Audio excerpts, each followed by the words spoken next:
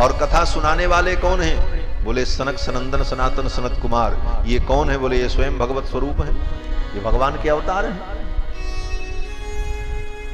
प्रथम अवतार हैं। 24 अवतार में इनको प्रथम अवतार के रूप में गिना गया।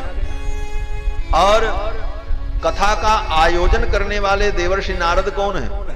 बोले ये भी भगवान के अवतार हैं, ये तीसरे अवतार हैं। तृतीयम ऋषि सर्गम तु, ये तीसरे अवतार हैं। और कथा सुनने वाली जो भक्ति और ज्ञान वैराग्य है, तत्वतः विवेचन किया जाए तो भक्ति में और भगवान में कोई अंतर नहीं, ये भी भगवत स्वरूपा है। इसीलिए तो नाभादास जी ने कहा भक्त भक्ति भगवंत गुरु चतुर नाम बपु एक, इनके पद बंदन किए नाशत विघ्न अनेक। तो भक्ति और भगवान भी, और इनके भक्ति के पुत्र ज्ञान वैराग्य, बोले ज्ञान ही भगवान है, लो वो भी भगवान का ही स्वरूप। गोस्वामी तुलसीदास जी कहते हैं ज्ञान अखंड एक सीता वर, सीता वर रघुनंदन ही अखंड ज्ञान है। ऐसी विलक्षण कथा भगवान के हृदय स्थल में, और आयोजन करने वाले भगवत स्वरूप सनकादिक, कथा सुनाने वाले सनकादिक देवर्षि नारद भगवत स्वरूप, सुनने वाली भक्ति ज्ञान वैराग्य, बोले ये सब भगवत स्वरूप। अद्भुत कथा हुई। और कथा भगवान रम्य एकांत स्थान में कथा हुई। और ज्यों ही कथा प्रारंभ हुई, ज्ञान वैराग्य दोनों उठ करके बैठ गए, भक्ति स्वस्थ हो गई। कथा सप्तम समाकर्ण्य तत्रिकम तरुणायते, तत्रिकम तरुणायते नाम धातु है, यही तो है। गुरु जी बैठे हैं हमारे, तो तत्रिकम तरुणायते, ज्ञान वैराग्य भक्ति तीनों तरुण हो गए। कथा शब्दम समाकर्ण्य, कथा सुनकर के नहीं, कथा होने जा रही है इतना ही सुनकर के जवान हुआ। कथा शब्दम समाकर्ण्य तत्रिकम तरुणायते। और जब तरुण हो गए तो सब महाराज दौड़ते हुए आ गए। गंगा तटम समाजगमुह कथा पानाय सत्परा। और केवल ज्ञान वैराग्य भक्ति ही नहीं, इस कथा का प्रचार बहुत दूर तक हुआ, और कथा का प्रचार करना भी चाहिए। एक दिन ही मेरे मन में ये बात आई, एक बार किसी जजमान से मैंने कहा कि भाई कथा तो कराओ, लेकिन कथा का प्रचार खूब करो, खूब प्रचार प्रसार करो, अच्छी अच्छी होल्डिंग लगाओ, लोगों को पता चले कि हो रही है तो अधिक से अधिक लोग लाभ लेंगे। बोले महाराज कथा हमको सुननी सुनाना आपको है, प्रचार करने की क्या जरूरत है। कभी कभी जजमान लोग बड़े बुद्धिमान भी होते हैं भाई, और अपनी बुद्धि का सदुपयोग करने लगते हैं। तो उन्होंने कहा कि भाई प्रचार करने से क्या लाभ है, क्या लिखा है कहीं शास्त्र में कि कथा करे तो प्रचार करना चाहिए। तो हमने कहा भाई अगर शास्त्र में तुम्हारी निष्ठा है तो मैं इसका भी प्रमाण दे सकता हूं। शास्त्र में भी लिखा है प्रचार करना चाहिए, और जितना लिखा उतना तो तुम कर भी नहीं सकते, तुम तो सीमित दायरे में करोगे। लेकिन नारद जी ने जब हरिद्वार में कथा का आयोजन किया तो नारद जी ने कहां तक प्रचार किया, कहां तक निमंत्रण पत्र भेजा, और कहां तक उन्होंने होल्डिंग पोस्टर लगाई। आज के संदर्भ में अगर चिंतन किया जाए तो श्री सूत जी महाराज कहते हैं भूरलोके देवलोके च ब्रह्मलोके तथैव च, भूलोक में ब्रह्मलोक में देवलोक में तीनों लोक में नारद जी ने प्रचार किया। हाँ, केवल अपने जिला में अपने गांव में नहीं, पृथ्वी पर भूरलोक में स्वर्गलोक में देवलोक में नारद जी ने सब जगह जाकर के प्रचार किया, कथा होने जा रही चलो। इतना एडवर्टाइजमेंट हुआ। फिर जब इतना बड़ा प्रचार प्रसार हुआ तो कथा सुनने के लिए श्रोता भी आए, स्वर्गलोक से देवलोक से ब्रह्मलोक से। श्री भागवत पीयूष पानाय रसलम पटाह, ये कथा सुनने वाले लोग कौन थे? श्री भागवत पीयूष पानाय, श्रीमद् भागवत रूपी अमृत का पान करने वाले जो लंपट थे, लालची थे, ऐसे सब आ गए महाराज, सब लंपट आ गए। और कैसे आए? बोले दौड़ दौड़ करके आए महाराज। धावंतोप्याययुः सर्वे प्रथमम ये च वैष्णवाः, जो भगवान के भक्त थे, वैष्णव थे, वो सब आ गए, दौड़ते हुए आए। और कौन वैष्णव है? बोले जितने ऋषि मुनि महात्मा थे। भृगुर वसिष्ठश्च वनश्च गौतमो मेधातिथिर देवल देवरातौ रामस्तथा गाधिसुतश्च साकलो मृकंड पुत्राजित पिप्पलादाः। ये सब महामुनि महात्मा लोग आ गए। योगेश्वरौ व्यास पराशरौ च छाया सुको जाजलि जन्मुख्या सर्वेप्यमी मुनिगणा सह पुत्र शिष्या। और अकेले नहीं आए, अपने पुत्र को, अपने शिष्य को, अपनी पत्नी को, जो मिला, अरे तुम भी चलो, सबको लेकर के आए। ये भी बड़ा अच्छा काम है महाराज, अपने कथा सुनो और दूसरे को भी सुनाओ।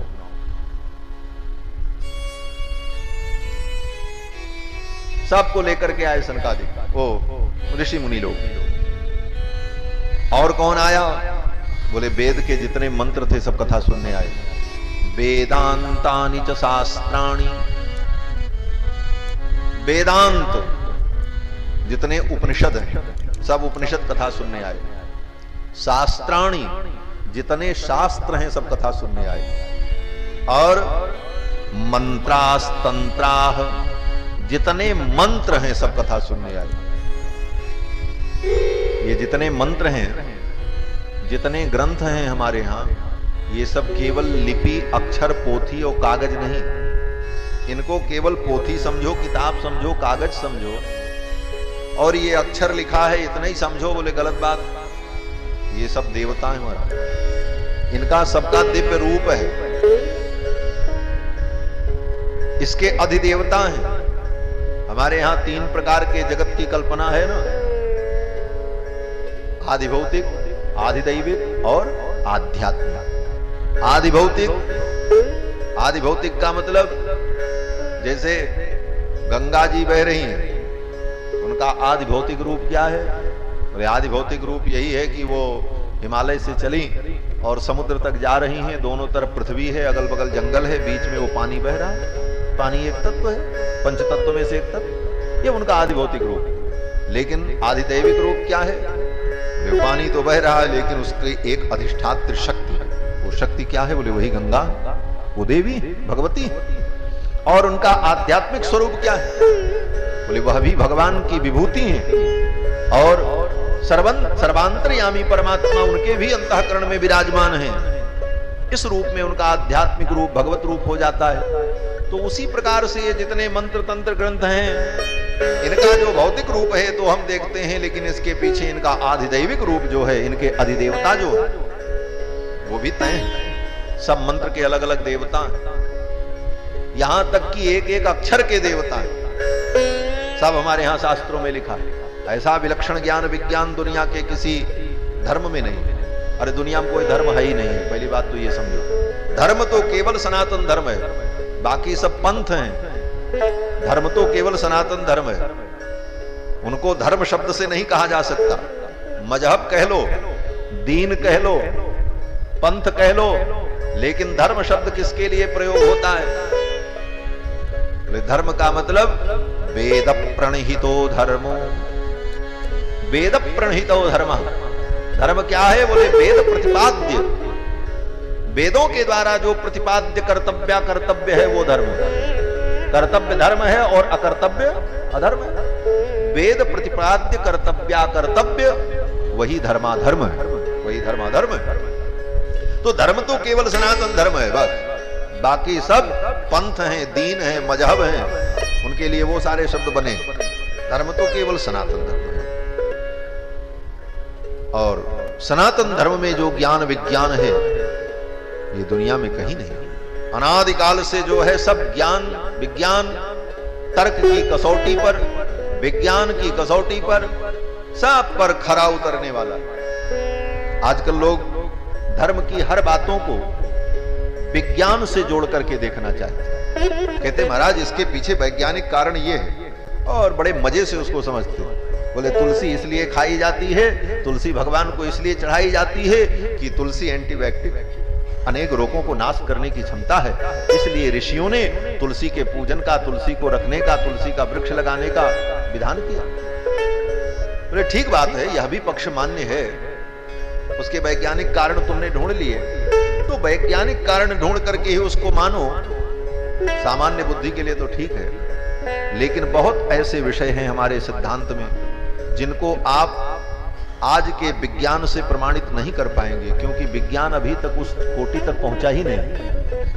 हाँ, हमारे धार्मिक सिद्धांत बहुत ऐसी बातें हैं जिसको आज आप विज्ञान की कसौटी पर नहीं कर सकते, क्योंकि विज्ञान की कसौटी जिस सीमा तक है उस सीमा से कहीं आगे धर्म का जो है। इसलिए हर धर्म की बात को हम विज्ञान की कसौटी पर कसें ये कोई जरूरी नहीं है। हाँ, जिस दिन विज्ञान उतना विकसित हो जाएगा तो वो भी बात तुम जान जाओगे, उसके भी प्रमाण मिल जाएंगे।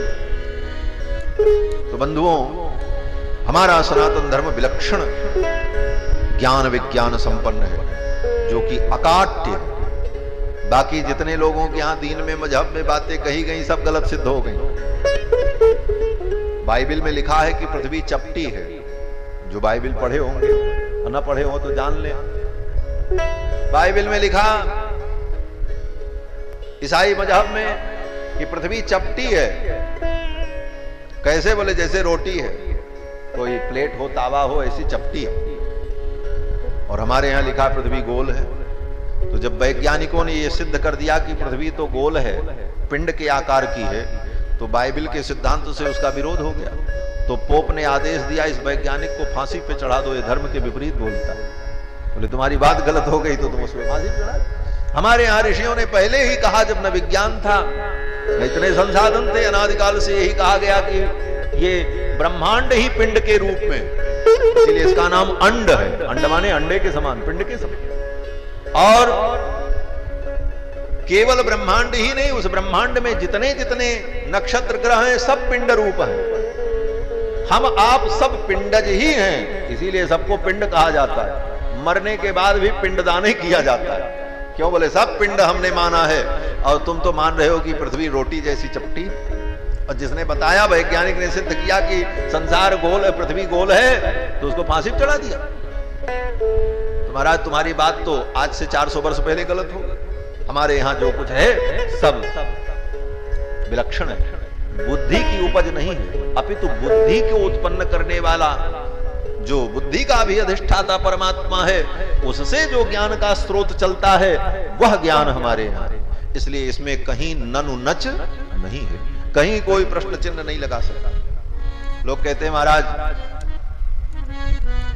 एक बात तो गलत हो गई। बोले क्या गलत हो गई? बोले आप कहते हो ग्रहण लगता है तो राहु केतु चंद्रमा सूर्य को निगलते हैं, लेकिन वैज्ञानिक कहते हैं राहु केतु नाम का कोई ग्रह नहीं है। वो तो चंद्रमा की और पृथ्वी की छाया जब बीच में आ जाती है तब ग्रहण लगता है। तो आपका राहु केतु कहां चला गया? बोले भैया वो जो छाया होती है, इसीलिए तो हमारे यहां शास्त्रों में राहु और केतु को छाया ग्रह कहा गया है। क्या कहा गया? पंडित लोग जानते हैं, यहां सब वैदिक विद्वान बैठे हैं पाठ करने वाले। राहु और केतु छाया ग्रह हैं। इनको पहले ही हमारे ऋषियों ने छाया ग्रह कहा। जिस छाया को तुम आज ढूंढे, वो ऋषियों ने पहले ही कह दिया कि वो छाया ग्रह है। सूर्य और वो चंद्रमा और पृथ्वी की छाया में राहु केतु जो ग्रह हैं, देवता हैं, उनका जो अधिदेव रूप है वो उसमें प्रविष्ट हो जाता है छाया में, और छाया उसके तेज को आच्छादित कर लेती है। इसी को ग्रहण कहते हैं। महाराज सब वैज्ञानिक है हमारे यहाँ, ऐसा कुछ नहीं है। जितना भी सिद्धांत है सब वैज्ञानिक है। लेकिन बंधुओं, आज एक उदाहरण, नीलकंठ आचार्य एक हुए बहुत बड़े विद्वान, जिन्होंने महाभारत की टीका लिखी है। उस टीका का नाम है नीलकंठी टीका, सबसे प्रामाणिक संस्कृत की टीका है। तो आचार्य नीलकंठ महाभारत की टीका लिख रहे थे। तो महाभारत में ही गीता है, श्रीमद् भगवत गीता। श्रीमद् भगवत गीता की जब व्याख्या कर रहे थे तो एक श्लोक आया कि अनन्याश्चिन्तयन्तो माम ये जना पर्युपासते तेषां नित्याभियुक्तानां योगक्षेमं वहाम्यहम्। यही श्लोक आया।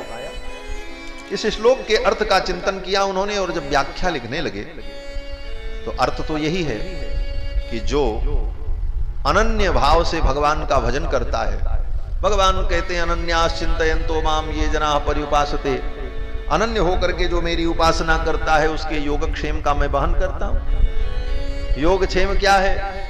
बोले अप्राप्त वस्तु को प्राप्त करा देना ये योग है, और प्राप्त वस्तु का संरक्षण ये क्षेम है।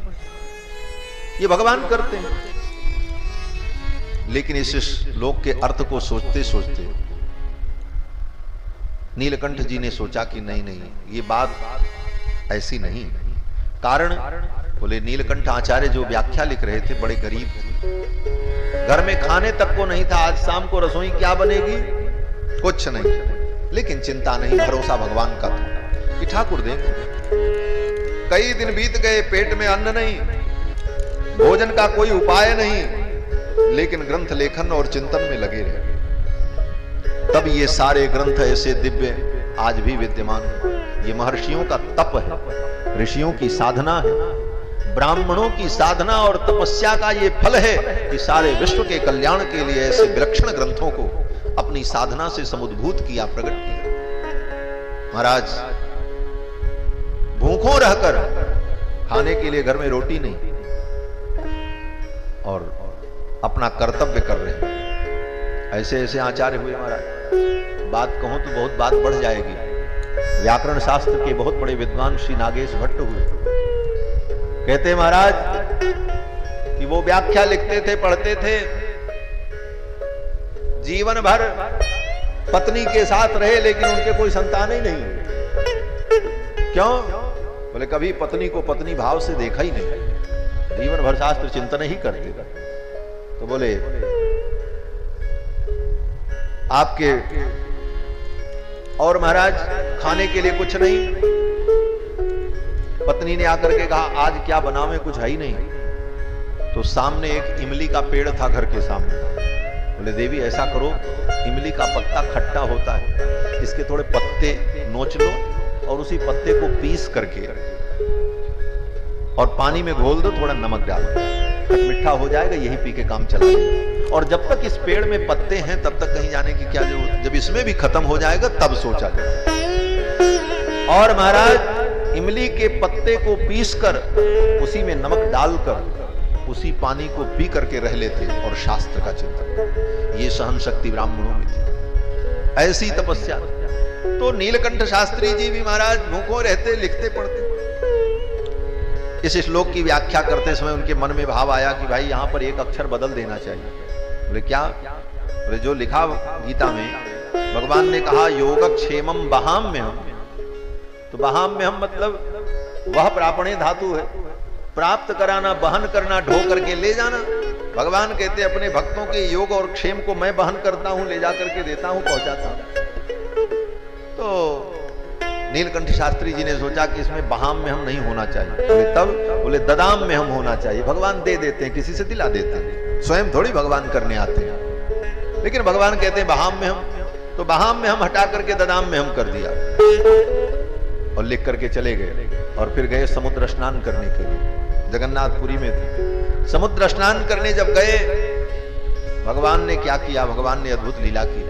भगवान श्री कृष्ण ने बालक का रूप धारण किया और एक बड़ी सी टोकरी में, इतनी बड़ी टोकरी, और उतनी बड़ी टोकरी में चावल, दाल, आटा, घी, तेल, मसाला, सब्जी, नमक, मिर्चा, हल्दी सब रख करके और उस टोकरी को सिर पर रख करके 8 वर्ष के बालक के रूप में भगवान आ गए। नीलकंठ शास्त्री जी तो समुद्र स्नान करने गए थे। 8 वर्ष का बालक इतनी बड़ी टोकरी उठावे, दुबला पतला बालक, सोचो देखने वाले को दया लगेगी। उतनी बड़ी टोकरी लेकर के ठाकुर जी पहुंच गए। दरवाजा खटखटाया, पंडितानी जी दरवाजा खोलो। पंडितानी ने दरवाजा खोला, देखा इतना बड़ा बोझा ले। बोले बेटा क्या बात है, इतनी बड़ी टोकरी, कहां जा रहे हो, कौन हो, क्या बात है? तो भगवान ने कहा देवी जल्दी से ये बोझ मेरे सिर से उतारो, मैं तो थक गया हूं। किसी प्रकार पंडित जी की पत्नी ने वो बोझा उतारा। बोले तुम कौन हो, ये किसके लिए लाए हो? 8 वर्ष के बालक के रूप में आए हुए भगवान ने कहा देवी ये सब पंडित जी ने भेजा है और आपके लिए मैं लेकर के आया हूं, पंडित जी ने भेजा है। बोले तुम कौन हो? बोले मैं तो यहीं पड़ोस में रहता हूं, पंडित जी ने भेजा है। पंडितानी जी को बड़ी दया आई कि इतना छोटा बालक इतना बोझ ढो करके लाया, पंडित जी को दया नहीं आई, इस छोटे से बच्चे के पीठ पर सिर पर इतना बड़ा बोझ लाद दिया। तब तक पंडितानी ने देखा क्या कि उस बालक के चेहरे पर कटे का निशान बना था, लगा जैसे किसी ने मार दिया हो, नख लग जाए, कोई धारदार चीज से कट जाए, ऐसे कटे का निशान। पंडितानी ने पूछा कि बेटा ये तुम्हारी चोट कैसे लगी? तो बालक ने कहा मैया मत पूछो। बोले बेटा बताओ ये चोट कैसे लग गई, बड़ा बड़ा कष्टप्रद होगा ये। तो बालक के रूप में आए हुए भगवान ने कहा कि ये चोट नहीं लगी है, ये आपके पंडित जी ने हमको मारा है। ऐसे ही कहा, बोले आपके पंडित जी ने हमको मारा है। पंडितानी ने कहा पंडित जी ने मारा? वो कितने निर्दयी हैं, ऐसा मारा कि कट गया, निशान पड़ गए और ऊपर से इतना बोझ लाद दिया। आने दो पंडित जी को। भगवान तो चले गए सामान रख करके, और पंडित जी जब आए तो पंडितानी तो शेरनी के समान खड़ी हो गई। पंडित बने हो, बड़े विद्वान हो, पैसे भर की दया नहीं, 8 वर्ष के बालक के सिर पर इतना बोझ लाद दिया और ऊपर से उसको मारा। पंडित जी ने कहा कौन बच्चा, कौन बालक, कौन बोझ, हमको तो कुछ पता नहीं। पंडितानी हाथ पकड़ करके ले गई, दिखाया, बोले इतनी बड़ी टोकरी भेजे, चावल दाल घी तेल मसाला सब, और उस बच्चे के सिर पर लाद दिया, ऊपर से उसको आपने मारा भी। पंडित जी ने कहा मैंने नहीं भेजा। पंडितानी ने कहा झूठ बोलते हो। तब पंडित जी ने स्मरण किया इतना बड़ा बोझ, 8 वर्ष का बालक कौन लाया, कैसे आया? बुद्धिमान थे, तुरंत उनका ध्यान गया ये तो भगवान की लीला है। और पंडित जी रो पड़े, बोले देवी वो बालक कोई और नहीं था, साक्षात भगवान कृष्ण आए थे। तुम भाग्यशाली हो, तुमने उनका दर्शन किया। पंडित जी ने कहा वो साधारण बालक नहीं था, वो साक्षात भगवान कृष्ण थे। और पंडित जी को बड़ा पश्चाताप हुआ। देवी ने कहा कि उस बालक के मुंह पर चोट लगी थी, कटे का निशान था। पंडित जी ने कहा वो अभागा मैं हूं। ठीक कहा उस बालक ने, मैंने ही मारा। और वो गलती क्या थी पंडित जी की? बोले महाभारत ग्रंथ के उस श्लोक के ऊपर एक लाइन खींच दिया था कि ये पंक्ति गलत है। वो कलम से जो काटने का निशान बनाया वही भगवान के गाल पर कटने का निशान बन गया। महाभारत की उस पंक्ति को कलम से काट दिया, लाल कलम चला दी, ये पंक्ति गलत है, योगक्षेमम वहाम में हम नहीं, योगक्षेमम ददाम में हम होना चाहिए। काटा जो है कापी में, पुस्तक में, और निशान बन गया भगवान के मुख पर। इसका मतलब क्या है? बोले इन ग्रंथ में और भगवान में कोई अंतर नहीं है, ये सारे दिव्य ग्रंथ भगवत स्वरूप हैं। महाराज जितने मंत्र तंत्र ये सब भगवत स्वरूप, इनके सब अधिदेवता हैं और सबके अंतर्यामी भगवान इनके अधिष्ठाता हैं। सूत जी कहते हैं गंगा के तट पर जब कथा हुई तो सब कथा सुनने के लिए आए। बात यहीं से चली थी कि 18 पुराण वो 17 पुराण सब वेद मंत्र तंत्र मंत्रास तंत्रास समूर्तयः सब कथा सुनने आए। गंगाद्याः सरिताः तत्र, गंगादि नदियां आ गई कथा सुनने के लिए। क्षेत्राणि च दिशः सर्वा, सभी क्षेत्र 10 दिशाएं ये सब कथा सुनने के लिए आए। कहां पर? हरिद्वार में नारद जी ने जो आयोजन किया। और कौन आ गए? बोले नगादयो ययुस्तत्र, नगादयो, नग आए कथा सुनने के लिए। नग माने पर्वत, नगच्छतीति नगाह, जो चलते नहीं है एक जगह रहते हैं इसलिए उनका नाम नग। वो सब आ गए, बड़े बड़े पर्वत कथा सुनने के लिए। जो नहीं चलते थे वो भी चल पड़े और सब कथा सुनने के लिए आ गए महाराज। और देव गंधर्व तो आए ही। बोले आने वाले की तो चर्चा हो गई, और कौन नहीं आए? बोले अब जो नहीं आए उनका भी वर्णन करते हैं। कहते हैं कि गुरुत्वात् तत्र नायातान, कुछ लोग कथा सुनने नहीं आए। वो न सुनने वाले कौन थे? बोले बड़े अभिमानी थे महाराज।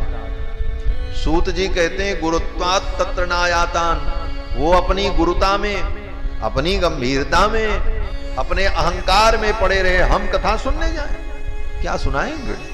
वही ना सुनाएंगे जो भागवत में लिखा, वो तो हम खुद ही पढ़ लेंगे। हाँ, वो क्या बताएंगे हमको? ऐसा अभिमान रखने वाले लोग कथा सुनने नहीं आए अपनी गुरुता के अभिमान में।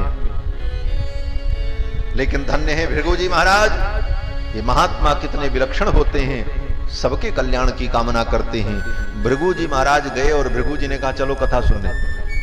बोले क्या जाएं, वो क्या सुनाएंगे, हम तो सब सुने हैं। भृगु जी ने समझाया तुम्हारा दुर्भाग्य इतना प्रबल न हो जाए कि इस रस से तुम वंचित हो जाओ, इसलिए अपने अभिमान को त्यागो और चल करके कथा सुन लो। भृगु संबोध्य चानयत, भृगु जी ने उनको संबोधित किया और समझाया। संबोध्य, संबोध्य माने सम्यक बुद्ध्वा, समझा करके उनको बोधित किया, समझाया, संबोधन नहीं किया। संबोध्य का मतलब संबोधन भी है, लेकिन संबोध्य का मतलब सम्यक रूप से उनको बोध करा दिया, समझा दिया। बोले चलो, नहीं जाओगे तो तुम्हारा दुर्भाग्य होगा। भृगु जी महाराज उनको लेकर के आए और सब कथा सुनने आए। गंगा के तट पर अद्भुत कथा हुई। शनकादिकों ने कथा की महिमा बताई। बोले देखो ये कथा बड़ी पवित्र है, इस कथा को सुनने के लिए कोई बहुत दिनादि का नियम नहीं है। दिना नाम नियमो नास्ति सर्वदा श्रवणम मतम। भगवान की कथा कभी भी सुनो, इसके लिए कोई काल और नियम का बंधन नहीं है। बहुत से लोग कहते हैं महाराज किस मुहूर्त में सुने, बढ़िया दिन हो। बोले जिस दिन तुम सुनोगे वही बढ़िया दिन होगा, वही दिन तुम्हारे जीवन का सबसे बढ़िया दिन होगा जिस दिन तुम कथा सुनो।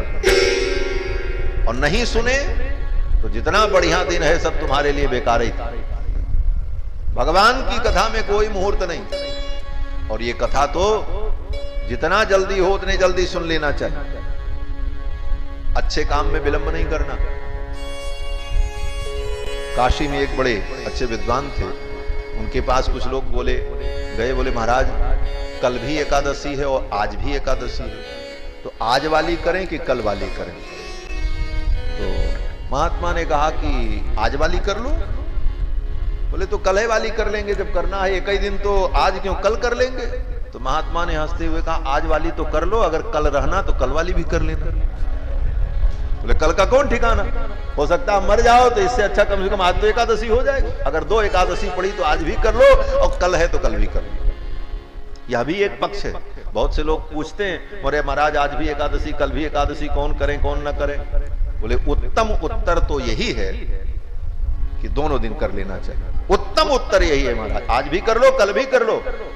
हमारी अयोध्या में श्री जानकी घाट बड़ा स्थान, पूज्य श्री वेदांती जी महाराज, बड़े अद्भुत महापुरुष, जो कि साधु समाज में सदा सभापति के पद पर ही रहे।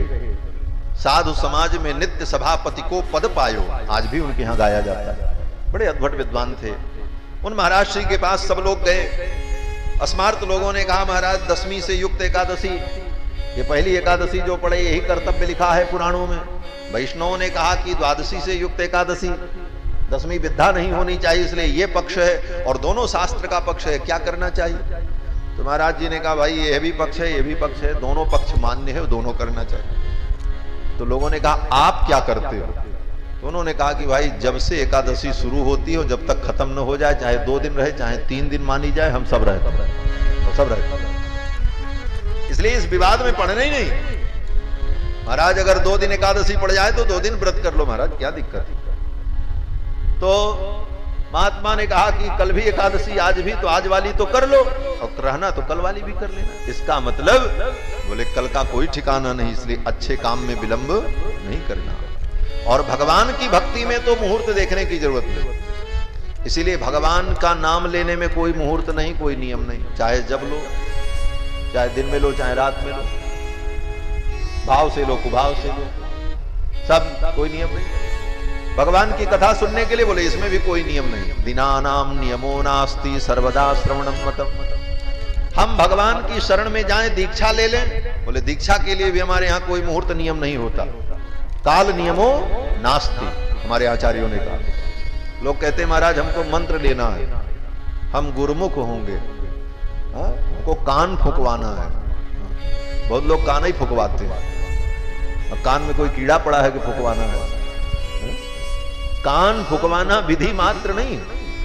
लेकिन अब लोगों की सोच होती है, दुनिया में सोचते जैसे सब काम करना वैसे ये भी काम एक जरूरी है, कर लें जीवन में। बोले महाराज हमको कन्यादान करना है, कहीं मंत्र लेना है तो आप ही मंत्र दे दो, क्योंकि हमको कन्यादान करना। तो उनको मंत्र लेना उद्देश्य नहीं है, उनको कन्यादान करना है। सामाजिक एक व्यवस्था है कि बिना मंत्र लिए बिना दीक्षा लिए कन्यादान नहीं करना चाहिए, तो वो विधि पूरी कर लेते हैं, कान फुकवा लेते हैं। लेकिन इसको समझो, मंत्र दीक्षा लेना भगवान की शरणागति, भगवान की शरण में आना है, और वह भी आत्म कल्याण के लिए।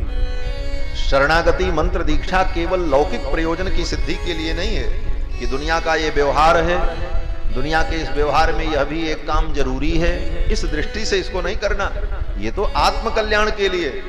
तो आत्म कल्याण के लिए भगवान की शरण में हमको जाना है। तो इसके लिए कोई मुहूर्त, तो हमारे आचार्य कहते हैं दीक्षा लेने के लिए, भगवान की शरण में जाने के लिए कोई मुहूर्त नहीं। देश काल नियमो नास्ति, न देश का नियम है न काल का नियम। किसी भी देश में जहां पर आपको सदगुरु मिल जाए, आपका मन बन जाए, वातावरण उपस्थित हो जाए, वहीं दीक्षा ले लो। न काल का नियम है न देश का नियम, देश काल नियमो नास्ति, आचार्य ने कहा। तो भगवान की शरण में आने के लिए न काल का नियम है न देश का नियम है, कहीं भी कभी भी। हमारे तो आचार्य भगवान श्री रामानुजाचार्य ने अर्धरात्रि में दीक्षा ली। अपने आचार्य के साथ आ रहे थे, रास्ते में जंगल पड़ा, जंगल में कोदंड पाणी भगवान का मंदिर था, वहीं पर दोनों रुके थे। भगवान रामानुजाचार्य को रात्रि में चिंता हुई कि जीवन अनित्य है, कल सवेरे जीवन रहेगा कि नहीं रहेगा, और कहीं आज जीवन समाप्त हो गया तो भगवान की शरणागति किए बिना ही संसार से चले जाएंगे। रात्रि में उठ करके ही गुरु जी का चरण पकड़ लिया महापूर्ण स्वामी का, गुरुदेव अभी आप मुझे समाश्रित करके भगवान की शरणागति करा दो। बोले सवेरा तो होने दो। रामानुज स्वामी ने कहा जीवन अनित्य है, अनित्यम सुखम लोकम, ये जीवन अनित्य है, कब समाप्त हो जाए कोई ठिकाना नहीं, इसलिए अभी आप मेरी शरणागति कराओ। तो अर्धरात्रि में ही कोदंड पाणी भगवान की सन्निधि में भगवान रामानुजाचार्य का समाश्रयण हुआ। तो भगवान की शरणागति में भी कोई मुहूर्त की जरूरत नहीं।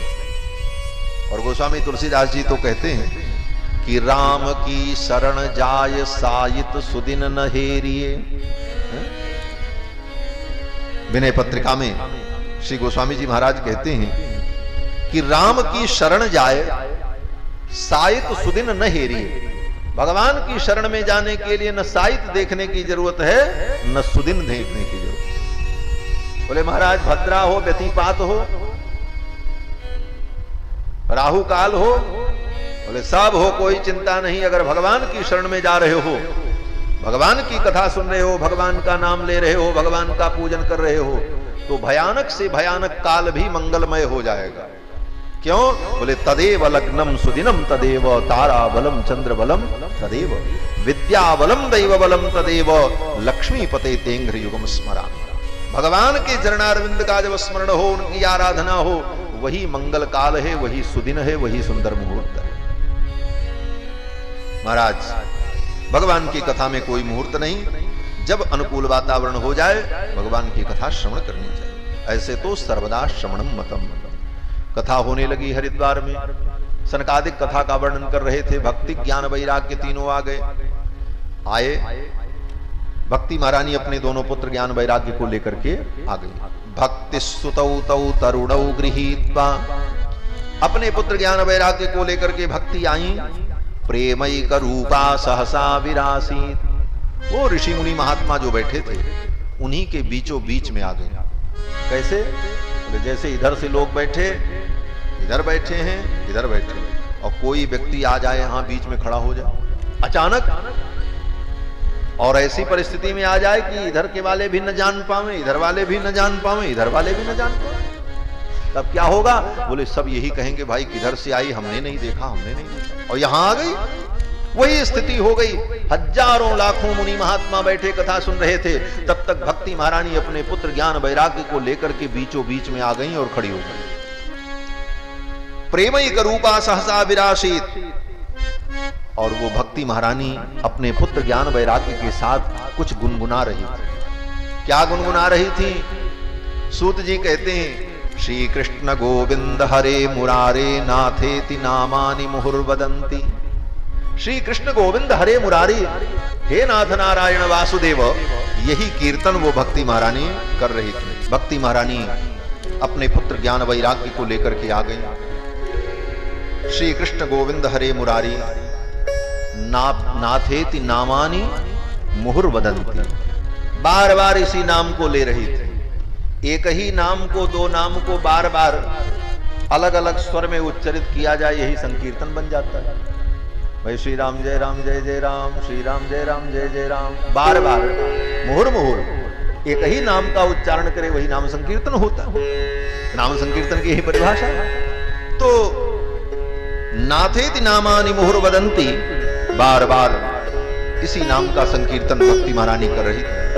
लोगों ने देखा, सबको आश्चर्य हुआ, ये आई कहां से? और सबने पूछ लिया सूत जी से, ओ सनकादिकों से, कि कथम प्रविष्टा कथमागतेयम, ये कथम प्रविष्टा, ये कैसे प्रविष्ट हुई, किधर से आई? कथमागतेयम, और इतना ही नहीं, मध्ये मुनीनाम इति तर्कयन्तः, मध्य मुनि नाम, मुनियों के मध्य में बीचों बीच में कैसे आ गए, किधर से आए, किसी ने देखा नहीं। ऊचुक कुमारा, सूत जी कहते हैं कि सनकादिकों ने बड़ा सुंदर उत्तर दिया। सनकादिकों ने कहा, हे मुनियों, ये कहीं से आई नहीं है, आती तो कोई देख लेता। बोले कोई आता तो उसे आते लोग देखते, कोई जाता तो उसे जाते देखते, इनको किसी ने आते देखा नहीं क्योंकि ये आई नहीं। तो ये पहले कहां थी, पहले क्यों नहीं दिखी? तो नारद जी ने कहा, ओ सनकादिकों ने कहा कि देखो, ये जो कथा सुन रहे हो ना, इसी कथा में से इनका प्रादुर्भाव हुआ, इसी में से निकली है महाराज। कथार्थतो निष्पतिता धुनेयम, यही उत्तर दिया। कथार्थतः, इस कथा का जो अर्थ है, उसी अर्थ के अंदर से इनका प्रादुर्भाव हुआ है। भक्ति महारानी अपने पुत्र ज्ञान वैराग्य को लेकर के प्रकट हो। इसका मतलब, बोले हम आप जो ये कथा सुन रहे हैं, इसी कथा के अंदर भक्ति ज्ञान वैराग्य बैठे। भक्ति बाजार में नहीं मिलेगी, भक्ति किसी मठ मंदिर में नहीं मिलेगी, भक्ति ज्ञान वैराग्य कहीं किसी के जेब में नहीं रखा, को निकाल के आपको दे देगा। बोले तब, बोले कथा में आओ, ये जब कथा सुनोगे तो उसी कथा के अंदर से ज्ञान वैराग्य भक्ति प्रकट हो जाएंगी, आपको मिल जाएगी। कथार्थतो निष्पतिता धुनेयम, और इसी कथा से तुरंत निकली है अभी। कथार्थतो निष्पतिता धुनेयम। भक्ति महारानी का दर्शन करके लोग प्रसन्न हो गए। भक्ति महारानी ने कहा, ये बताओ, हम आ तो गए लेकिन बैठे कहां? आपके यहां सब सीट फुल है, थोड़ी भी जगह नहीं है, इतनी भीड़ है, हम कहां बैठे? तो सनकादिकों ने कहा कि ये जितने मेरे श्रोता हैं कथा सुनने वाले, इनके हृदय में जाकर के आप बैठ जाओ, वहीं अपना आसन लगा।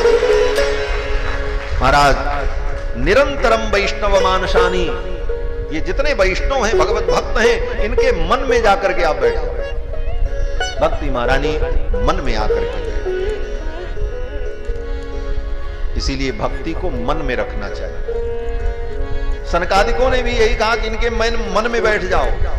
निरंतरम वैष्णव मानसानी, और यही भगवान ने भी कहा। जब सबरी मैया को नवधा भक्ति का उपदेश किया, तो नवधा भक्ति बताने के बाद भगवान ने, बताते समय भगवान ने सबरी से कहा कि नवधा भगति कहूं तो ही पाही, और सावधान सुन धर मन माही। इसको मन में रखने, क्योंकि भक्ति मन में रखने की चीज है, ये बुद्धि में रखने की चीज नहीं। बुद्धि में दुनिया का ज्ञान विज्ञान रखो, लेकिन भक्ति को तो मन में रखो। भक्ति मन में विराजमान होती है। इसीलिए सनकादिकों ने कहा कि निरंतरम वैष्णव मानसानी, वैष्णवों के भक्तों के मन में प्रतिष्ठित हो जाओ। भक्ति महारानी अपने पुत्र ज्ञान वैराग्य को लेकर के मन में प्रतिष्ठित हो। सूत जी कहते हैं कि भक्ति जब हृदय में आकर के बैठ गई, जिसके हृदय में भक्ति आ गई उसका जीवन धन्य हो गया। सकल भुवन मध्य निर्धनास्ते धन्याः। इस संसार में जो निर्धन हैं वो भी धन्य हो गए, वो भी धन्य हो जाते हैं। बोले कब? बोले निवसत हृदय येषाम श्री हरेर भक्ति रेखा, जिसके हृदय में, जिसके मन में भगवान की भक्ति आ गई वही धन्य है, वही धन्य है, बाकी कोई धन्य नहीं है। भले किसी के पास कितना धन हो जाए लेकिन वो धन्य नहीं है, और भले वो निर्धन हो लेकिन भगवान की भक्ति अगर उसके हृदय में है तो वही धन्य है। सकल भुवन मध्य निर्धनास्ते धन्या। इस प्रकार भक्ति महारानी स्वस्थ हो गई। देवर्षि नारद ने ज्ञान वैराग्य भक्ति को कथा सुना करके स्वस्थ कर दिया। इसके बाद कथा की महिमा का वर्णन करते हुए आत्मदेव ब्राह्मण का उपाख्यान सुनाया सनकादिकों ने। तुंगभद्रा नदी के तट पर आत्मदेव नाम के एक ब्राह्मण रहते थे। उन्हें कोई संतान नहीं थी। पुत्र की प्राप्ति के लिए अनेकानेक साधन किया लेकिन संतान की प्राप्ति नहीं हुई। अंत में दुखी होकर के मरने जा रहे थे। एक सन्यासी मिल गए। सन्यासी ने कहा मरो मत, आत्महत्या का पाप लगेगा। आत्मदेव ने कहा मेरे कोई संतान नहीं है, ये पुत्रहीन जीवन से तो अच्छा मर जाना है। क्योंकि उस समय पुत्र हो जाए यही प्रिय लग रहा था। वो प्रिय था, श्रेय नहीं था। प्रेय और श्रेय में अंतर होता है। प्रेय क्या है? बोले प्रेय का मतलब जो आज अच्छा लगे और जिसके लिए बेचैनी हो कि ये मिल जाए तो कितना अच्छा है। तो आज जो तुमको बहुत अच्छा लगे और कल वो अच्छा न लगे, वो तो प्रिय है। और जो आज भी अच्छा लग रहा है, आज के बाद भी अच्छा लगेगा और पहले भी अच्छा था, वो श्रेय है। जो आज प्रिय लग रहा है लेकिन आज के बाद काल पाकर के, परिस्थिति पाकर के, समय पाकर के जो बदल जाए, विकृत हो जाए, वो प्रिय। और जो पहले भी वही था, आज भी वही है और काल परिस्थिति में भी वही रहेगा, उसमें कोई बदलाव नहीं होगा, उसको कहते हैं श्रेय। यही हमारे जीवन में समझ में नहीं आता। हम पढ़ लिख लेते हैं, बुद्धिमान हो जाते हैं, वस्तुओं का संग्रह भी कर लेते हैं, लेकिन श्रेय और प्रेय का निर्णय नहीं कर पाते कि श्रेय क्या है, प्रेय क्या है। इसका निर्णय करने की क्षमता हो जाए तो प्रेय को छोड़ करके श्रेय का हम वर्ण करें तो हम कभी दुखी नहीं। हम दुखी क्यों होते हैं कि हम श्रेय का वर्ण नहीं करते, हम प्रेय का वर्ण करते। आज हमको प्रिय लगता है तो सोचते हैं इसको करी डालें, बाद में फिर वो प्रिय नहीं लगता। जो चीज आज बहुत प्रिय लगती है कल वही गले की फांसी बन जाती है उसके। आज जिस चीज के लिए वो तड़पता है कल उसी से उसको घृणा हो जाती, फिर वो चीज उसे वैसी अच्छी नहीं लगती। क्यों? बोले वो प्रिय थी, वो श्रेय नहीं थी। और श्रेय क्या है? बोले श्रेय भगवान है।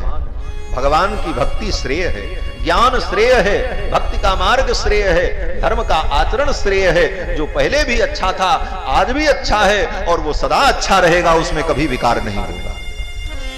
लेकिन हम श्रेय की अनदेखी करके प्रेय का वर्ण करते हैं। आज हमको प्रिय लगता है वो हम करें, कल वही हमको प्रिय नहीं लगता, कल हम उसकी कामना नहीं करते, कल उससे हमको घृणा हो जाती है। और इस प्रकार हमारे जीवन में बार बार धोखा चलता रहता है, कारण कि हम प्रेय का ही वर्ण करते हैं। तो श्रेय जब तक हम नहीं समझेंगे तब तक हम प्रेय के पीछे भागते हैं और प्रेय हमें धोखा ही देता है। यही आत्मदेव ब्राह्मण को समझ में आ रहा था कि पुत्र की प्राप्ति हो जाए यही प्रिय है, इसके बिना तो जीवन ही बेकार है। ये मिलेगा तभी हम रहेंगे, नहीं तो मर जाएंगे। इतना पुत्र मोह था क्योंकि वो प्रेय था। और आगे कथा आपने सुनी है, पूरी कथा मैं नहीं सुनाऊंगा, केवल सूत्र बता रहा हूं। वही आत्मदेव ब्राह्मण जिस पुत्र के लिए मरने जा रहे थे, इतना प्रिय था कि ये नहीं मिलेगा तो हम रह नहीं पाएंगे, वही पुत्र उनके लिए इतना दुखदाई हो गया कि उससे इतनी घृणा हो गई कि अब हमको मरना है, अब हम मरने जा रहे हैं, फिर मरने जा रहे हैं। फिर तो गोकर्ण जी ने इसका निर्णय किया कि आप जिस प्रेय के चक्कर में पड़े थे उस दिन वो तुमको प्रिय लग रहा था, आज वही अप्रिय हो गया क्योंकि तुमने प्रेय का वर्ण किया, श्रेय का वर्ण नहीं किया। इसलिए गोकर्ण जी ने समझाया कि पिताजी देहे स्थिमां सिरुधिरेभिमतिं त्यजत्वं जाया सुतादिषु सदा ममतां विमुञ्च पश्यानिशं जगदिदं क्षणभङ्गनिष्ठं वैराग्यरागरसिको भव भक्तिनिष्ठः। हे पिताजी, इस प्रेय के चक्कर में मत पड़ो, श्रेय का वर्ण करो। प्रेय तो परिवर्तनशील होता है, श्रेय कभी परिवर्तनशील नहीं होता। और श्रेय तो भगवान है, श्रीपति है। और आत्मदेव ब्राह्मण तो अपने पुत्र गोकर्ण के उपदेश से वैराग्य संपन्न हो गए। उनका बेटा धुंधकारी महानालायक हुआ। गोकर्णो महाज्ञानी धुंधकारी महाखलः। धुंधकारी महान दुष्ट हुआ, महान खल, महान खल। अपनी मां को मारे, मां को गालियां दे, जिसका खाए उसी को मारे। एक महात्मा कहते थे खल माने क्या, तो दूसरे महात्मा ने कहा खल का मतलब ख माने खाए और ल माने लड़े, तो खाए और लड़ाई करे उसका नाम खल। तो दूसरे महात्मा ने कहा नहीं नहीं, इसमें थोड़ा संशोधन कर लो। बोले क्या? बोले जिसका खाए उसी से लड़े, उसका नाम खल। तो ऐसे ही वो था महाराज धुंधकारी महाखल। जिस माँ बाप ने खिलाया पाला उन्हीं से लड़ रहा, उन्हीं को गाली दे रहा, माँ बाप को मारे। पिताजी तो वैराग्य संपन्न होकर के चले गए। माँ धुंधकारी की धुंधुली लात जूते खाती रही। एक दिन दुखी होकर के उसने भी अग्नि में, कुएं में कूद करके अपने प्राणों का त्याग कर दिया। धुंधकारी ने समस्त पापाचार किए, गणिकाओं को ला करके घर में रख लिया। अंत में धन के लोभ में उन्हीं गणिकाओं ने उसे मार डाला। अकाल मृत्यु के कारण धुंधकारी प्रेत हो गया। उनके भाई गोकर्ण जी ने गया में श्राद्ध किया, लेकिन मुक्ति नहीं हुई। लौट करके आए तो धुंधकारी प्रेत बनकर के सामने आ गया। गोकर्ण जी ने पूछा तुम कौन हो? धुंधकारी ने कहा कि अहम भ्राता त्वदीयोस्मि, मैं तुम्हारा भाई हूं। धुंधकारी नामतः, मेरा नाम धुंधकारी।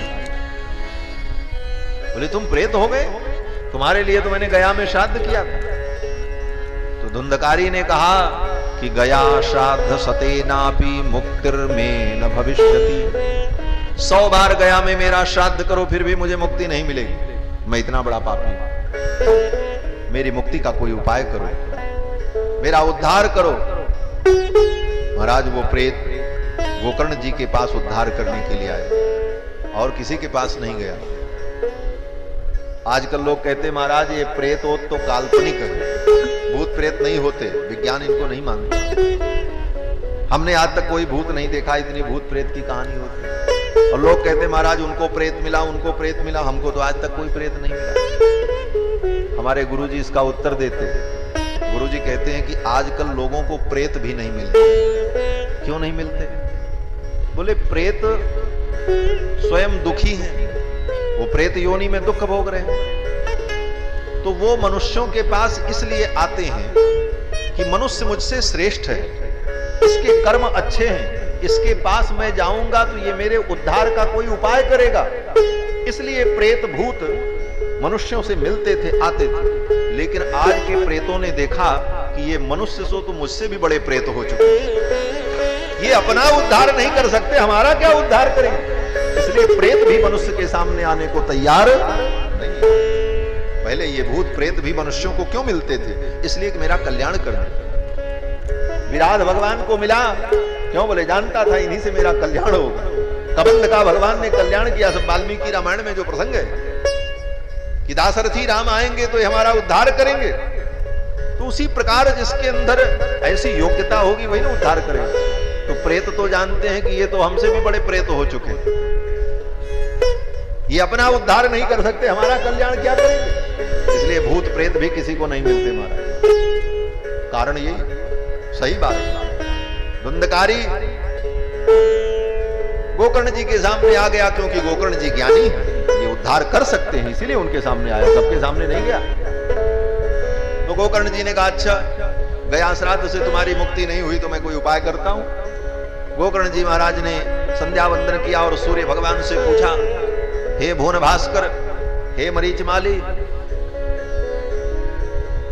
हे तरणी, हे भास्कर, आप समस्त विद्याओं के अधिष्ठाता हो, आप ही कृपा करके बताओ कि जिस प्राणी की मुक्ति गया श्राद्ध करने पर भी न हो उसके लिए क्या करना चाहिए। तो सूर्य भगवान की किरणों से स्पष्ट आवाज आई कि सप्ताह वाचनम कुरु।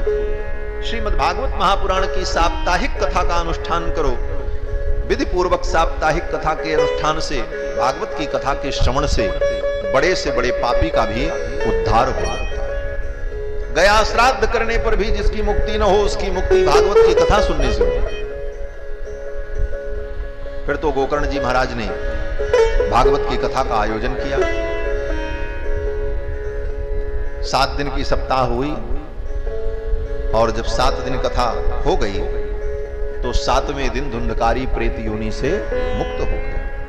एक बांस के खंभे में बैठ करके वो कथा सुन रहा था और सुन करके मुक्त हो गए, क्योंकि वो आत्म कल्याण करना चाहता था। देखो, हम स्वयं अपनी आत्मा के शत्रु भी हैं और स्वयं मित्र भी। हम स्वयं अपने विनाश के कारण भी हैं और अपने कल्याण के भी कारण। हम जब चाहेंगे तभी हम अपना कल्याण कर पाएंगे, और नहीं चाहेंगे तो दुनिया कोई कितना भी करे क्या कर पाएगी जब हम ही नहीं चाहेंगे। तो जो चाहेगा कि हमारा कल्याण हो उसका कल्याण होगा। धुंधकारी चाहता था इसलिए उसका कल्याण हो गया और वो बांस में बैठ करके कथा सुन करके मुक्त हो गया। आज बिस्तर लगा दो लोगों के लिए, सोफा लगा दो, गद्दा लगा दो, latrine bathroom attach room, AC room मिल जाए, खाने की सुविधा मिले, फिर भी कथा सुनने को तैयार नहीं। कहां से उद्धार होगा? जब स्वयं नहीं चाहोगे कि मेरा कल्याण हो तो कैसे होगा? बिस्तर पर बैठ करके व्यक्ति कथा नहीं सुन पा रहा है और वो बांस में बैठ करके कथा सुन लिया और तर गया, हमारा दिव्य स्वरूप की प्राप्ति हो गई। सूत जी कहते हैं कि दिव्य रूप धरो जातस तुलसी दाम मंडितः। दिव्य रूप धरो। 7वें दिन कथा जब समाप्त हुई तो बांस फटाफट से और दिव्य रूप में प्रकट हो गया धुंधकारी। ऐसा दिव्य रूप, तुलसी दाम मंडितः, गले में तुलसी की माला, पीतांबर, मोर मुकुट, घनश्यामो मुकुटी, कुंडलान्वितः, सुंदर कुंडल आभूषण से अलंकृत दिव्य रूप में धुंधकारी प्रकट हो गया और अपने भाई को प्रणाम किया, गोकर्ण जी को। ननाम भ्रातरम सद्यो गोकर्णमिति चाब्रवीत। गोकर्ण जी को प्रणाम करके धुंधकारी ने कहा, भैया त्वया हम मोचितो बंधो। हे बंधु, तुमने मुझको मुक्त कर दिया, आज मैं धन्य हो गया। अब मैं मुक्त होकर के भगवत धाम जा रहा हूं। कृपया प्रेत कलमशात, प्रेत के कलमश से, प्रेत योनि से मैं मुक्त हो गया। और धन्या भागवती वार्ता। धुंधकारी मुक्त होने के बाद कहता है, ये भागवत की कथा धन्य है। धन्या भागवती वार्ता प्रेत पीड़ा विनाशिनी। ये तो प्रेत पीड़ा का भी विनाश करने वाली है। और आज मैं मुक्त होकर के जा रहा हूं। जाते जाते धुंधकारी ने कहा, कंपन्ते सर्व पापानि सप्ताह श्रवणे स्थिते। जो व्यक्ति साप्ताहिक कथा सुनने का संकल्प करके बैठ जाए कि 7 दिन हम नियम से भगवान की कथा सुनेंगे, तो उसके जीवन के जितने पाप हैं सब कांपने लगते हैं। कंपन्ते सर्व पापानि, सब पाप कांपने लगते हैं, उसके शरीर से निकल करके बाहर खड़े हो जाते हैं और चिल्लाते हैं। क्या कहते हैं? बोले परस्पर सब पाप एक दूसरे से बात करने लगते हैं। बोले अब क्या होगा? अस्माकं प्रलयम सद्यः कथा चेयम करिष्यति। अरे ये कथा सुनने जा रहा है और जो कथा ये सुनेगा वो कथा कैसी है? बोले अस्माकं प्रलयम सद्यः, ये तो हमारा प्रलय कर देगी, हमारा नाश कर देगी। सारे पाप चिल्लाने लगते हैं कि ये कथा मेरा विनाश कर देगी। और सब पाप, छोटे बड़े सब, पुराने नए, ताजे बासी, सब, आर्द्रम शुष्कम लघु स्थूलम बांग मनक कर्म विकृतम। छोटे बड़े ताजे पुराने मन वचन कर्म से किए गए समस्त प्रकार के पाप श्रवणम विदहेत पापम। भगवान की कथा सुनने मात्र से वो सारे पाप नष्ट हो जाते हैं। किस प्रकार? बोले पावक समिधो यथा। जैसे धधकती हुई आग में आप 1000 वर्ष पुरानी लकड़ी डाल दो किसी के घर में कोई फर्नीचर हो 1000 वर्ष पुराना, वो पुरानी लकड़ी डाल दो वो भी जल जाएगी, अभी ताजा ताजा कोई लकड़ी ले आओ डाल दो वो भी जल जाएगी। गीली लकड़ी डालो बोले वो भी कुछ देर में जल जाएगी, भले थोड़ा देर लगे लेकिन जल जाएगी। सूखी डालो बोले वो भी जल जाएगी। उसी प्रकार पुराने पाप, नए पाप, छोटे पाप, बड़े पाप, ताजा पाप, बासी पाप, सब भगवान की कथा में सब भस्मसात हो जाते हैं। आर्द्रम शुष्कम लघु स्थूलम बांग मन कर्म विकृतम श्रवणम विदहेत पापम पावक समिधो यथा। धुंधकारी ने भागवत की बड़ी महिमा बताई और मुक्त होकर के धुंधकारी चला गया। फिर तो लोगों ने कहा भाई ये कथा तो बड़ी विलक्षण है, ये सबको मुक्त कर देने वाली, हम समझ नहीं पाए थे, हम तो यही सोच रहे थे कि ये कोई ऐसे ही है, चलो सुनते हैं, इसका इतना महत्व है हम नहीं समझ पाए, इतना हम समझे होते तो हम ठीक से सुनते, हम भी मुक्त हो जाते, ये तो धोखा हो गया। तो गोकर्ण जी ने कहा कोई बात नहीं, दोबारा सुन लो, ये तो घर की खेती है, लगे हाथ दूसरी कथा हो जाए। तो गोकर्ण जी महाराज ने फिर दूसरी कथा शुरू कर दी। जब दोबारा कथा हुई तो जितने गांव के श्रोता थे सब तन्मय होकर के सुने और महाराज सब मुक्त हो गए। जब कथा समाप्त हुई तो अंतिम दिन विमान आया और सब विमान में बैठकर भगवत धाम जाने लगे। किस प्रकार से? सूत जी कहते हैं कि अयोध्यावासिन पूर्वम यथा रामेण संगताः, अयोध्यावासिन पूर्वम यथा रामेण संगताः।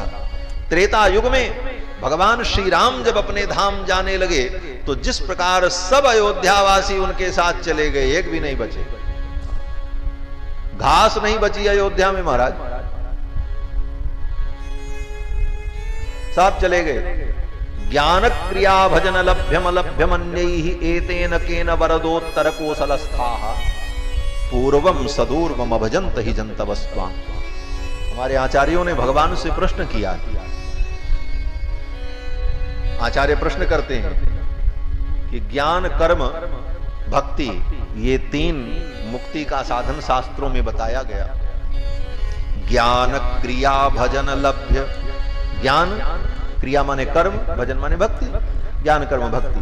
ज्ञान क्रिया भजन लभ्य अलभ्य अन्यैहि, अन्य साधन से भगवान अलभ्य, लेकिन एतेन केन वरदोत्तर कोसलस्थाः। हे भगवान आप बताओ कि इन 3 साधनों में कर्म, ज्ञान, भक्ति, इन तीनों में से कौन सा साधन अयोध्या के लोगों ने किया था? अयोध्या की घास ने, अयोध्या की दूर्वा ने, अयोध्या के पेड़ ने ऐसा कोई साधन किया था? उन्होंने तो नहीं किया था कुछ। बोले तो वो वैकुंठ कैसे चले गए? पूर्वम सदूर्वम भजन्त हि जन्तवस्त्वाम्। बिना कारण के कार्य की सिद्धि कैसे हो गई है? बिना कारण के कार्य की सिद्धि हो जाए तो इसको न्याय शास्त्र में व्यभिचार कहते हैं। कारणाभावे कार्योत्पत्ति ही व्यभिचार न्याय शास्त्र में कहते हैं। तो कारण के अभाव में कार्य की उत्पत्ति को व्यभिचार कहा जाता है। और बिना कारण के एतेन केन वरदोत्तर कोसलस्थाः पूर्वम सदूर्वम अभजन्त हि जन्तवस्त्वाम्। बोले बात ठीक है, लेकिन न्याय और सांख्य की गति वहां तक है जहां तक बुद्धि है, और ये भगवत विषय तो इन सब विषयों से परे है। भगवान के लिए कोई ऐसा व्यभिचार उपचार का नियम लागू नहीं होता। वो सर्व समर्थ हैं, कुछ भी कर सकते हैं, बिना कारण के भी किसी का कल्याण कर सकते हैं, क्योंकि अकारण करुणा वरुणालय है। अकारण करुणा वरुणालय है, वहां कारण का अन्वेषण महत्वपूर्ण नहीं। तो जिस तरह अयोध्या की दूब घास सब वैकुंठ चले गए, उसी प्रकार कथा सुनकर के गोकर्ण जी महाराज के जितने श्रोता थे, अयोध्यावासिन पूर्वम यथा रामेण संगताः तथा कृष्णेन ते नीता गोलोकम योगी दुर्लभम। सब चले गए गोलोक, सबको गोलोक की प्राप्ति हो गई। इस प्रकार श्रीमद् भागवत महापुराण की महिमा का वर्णन किया। अद्भुत है ये श्रीमद् भागवत महापुराण, समस्त पापों से मुक्त कर देने वाला दिव्य ग्रंथ, कृष्ण स्वरूप। इसके सुनने की संक्षिप्त विधि का वर्णन सनकादिकों ने किया कि कथा कैसे सुननी चाहिए। कहते महाराज सबसे पहले तो योग्य वक्ता का चयन करना चाहिए। वक्ता कैसा हो? बोले वक्ता कैसा हो?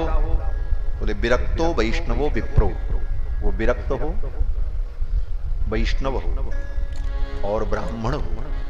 विरक्तो वैष्णवो विप्रो। विप्र क्यों कहा? विप्र का मतलब विशेष रूपेण प्रपूरयत इति विप्रः, जो ज्ञान का भंडार हो और विशेष रूप से तुमको प्रपूरित कर दे, भर दे, तुम्हारे हृदय को भक्ति भाव से भर दे, ऐसा विप्र। विरक्तो वैष्णवो विप्रो वेद शास्त्र विशुद्ध कृत, जिसने शुद्ध रूप से वेद शास्त्र का अध्ययन किया हो। दृष्टांत कुशलो धीरः, और अनेक प्रकार के दृष्टांत और उदाहरण देकर भगवान की कथा को आपके मस्तिष्क में, बुद्धि में, मन में उतार दे सुगमता से, ऐसा वक्ता हो। और निष्प्रिय हो। और कैसा वक्ता नहीं होना चाहिए? कहते हैं अनेक धर्म विभ्रांता, अनेक धर्म में जिसको भ्रम हो, कभी वो शरणागति में भरोसा करे, कभी कर्म में भरोसा करे, कभी ज्ञान का भरोसा कर ले, विभिन्न साधनों में जिसकी मति जाती हो, वो कौन है? बोले अनेक धर्म विभ्रांत। कभी सोचता है ज्ञान से कल्याण होगा तो ज्ञान की निष्ठा करने लग जाए, कभी भक्ति में रुचि हो जाए तो भक्ति से कल्याण चाहने लग जाए, कभी सोचे कर्म से ही कल्याण होगा तो कर्म की निष्ठा प्रबल हो जाए तो ज्यादा कर्मकांड में ही रुचि हो जाए। इस प्रकार जिसकी निष्ठा क्षण क्षण बदलती रहती है, वो कौन है? बोले अनेक धर्म विभ्रांता, एक निष्ठ नहीं है, भगवान में उनको भरोसा नहीं। ऐसे लोगों से भी कथा नहीं सुननी। और कैसे से कथा नहीं सुननी? बोले स्त्रैणाः, जो स्त्रैण हो। स्त्रैण का मतलब जो स्त्री के गुलाम, स्त्रैण। तात्पर्य यह है कि जिनके अंदर आसक्ति भरी हो और सदा संसार के भोगादि में ही प्रवृत्त रहते हो, ऐसे स्त्रैण, उनसे कथा नहीं सुनी। और बोले पाखंडवादिनः, पाखंडवादी से कथा नहीं सुनी। भले वो विद्वान क्यों न हो, लेकिन शुक शास्त्र, ये श्रीमद् भागवत योग्य महापुरुष से ही श्रवण करना चाहिए। और सुनते समय पवित्रता का ध्यान और जो कुछ नियम हैं उन नियमों को धारण करना चाहिए। पवित्र आहार करते हुए, भूमि पर शयन करते हुए, और 7 दिन हो सके तो फलाहार करके, व्रत करके कथा सुना। सबसे उत्तम है कि कुछ न खाए, पानी भी न पिए। आप कहोगे महाराज मर जाएंगे, बोले घबराओ मत, आगे की बात भी बताएंगे। सबसे उत्तम पक्ष तो यह है कि जल भी न पिए, केवल कथा को पिए, कथा ही पीते रहो, सबसे उत्तम पक्ष है। ये प्रथम पक्ष है। इस पक्ष के परीक्षित जी श्रोता हैं, आगे प्रमाण आएगा 10वें स्कंद में।